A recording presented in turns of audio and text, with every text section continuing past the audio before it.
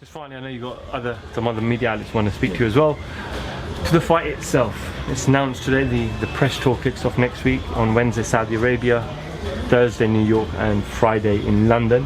Andy Ruiz and Joshua will both be there. Question one: should he take the immediate rematch?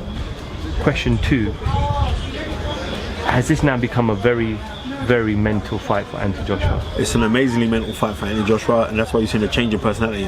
The change in personality is like, I don't give a shit anymore. You know what I mean? That's what it is, I don't give a shit. And like, any man can have it. Like, he's actually going back to Femi now. That's who he's going back to, the real, like, that's what he's going to. Should he have taken a rematch straight away? Yes and no. And the reason why I say yes and no, if you believe that you can go into the fight not making the correct adjustments, thinking that you're gonna get a different result, you're an idiot, right? If you think that you're still gonna and you ain't gonna bring nothing new to the game, then you're an idiot. Now, I pleaded with Andy Joshua, I'll come sit down and watch bare fights with you, right? Just to get you in that feel of fights, or get a bag of boxing people around you to sit down with you when you're watching fights. So you're getting different opinions from guys who are, you know what I mean? Come down to Miguel's gym. John Sims is a wealth, a beacon of encyclopedic boxing knowledge. Sit down with these old time man there who can tell you little things. We're not telling you to replace Robert McCracken.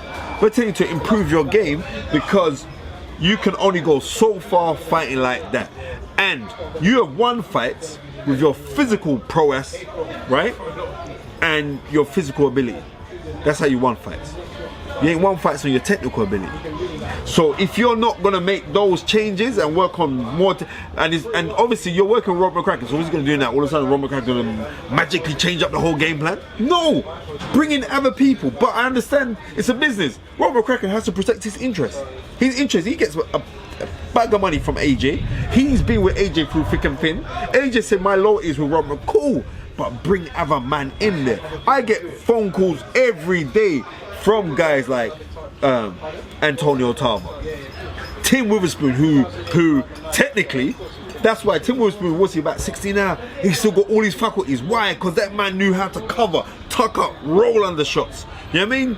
Keep that right hand up, right? Because it was the left hook that started it, which was perpetuated firstly from Dylan White in their fight when they fought in 2015. So these are the things he's got to make these changes, because Andy Joshua can win this fight. I believe that he's going to win the fight. But if you don't make any changes, you're setting up for disaster down the road. Make those changes, man. How much better can Ruiz be? We talk about Andy Joshua and the changes he needs to make, but did we actually see the best Ruiz? Or did Ruiz just... No, because we never saw the best Ruiz. You know what I mean? And that's the truth. We didn't see the best... When he said, did we see the best Ruiz? We didn't see the best Ruiz. He had 5 weeks notice. Oh, but he was training for a fight? No, but you weren't training for the heavyweight championship of the world at Madison Square Gardens. No, we haven't.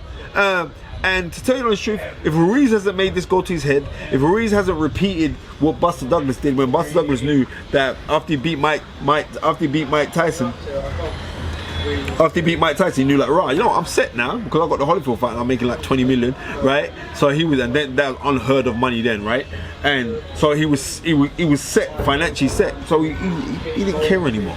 So, but if he cares, Ruiz is gonna give him problems again, brother, because Ruiz technically is far technically better than Andy Joshua. So it's gonna be one of them ones. But I still see Andy Joshua winning this fight. Flying out to Saudi?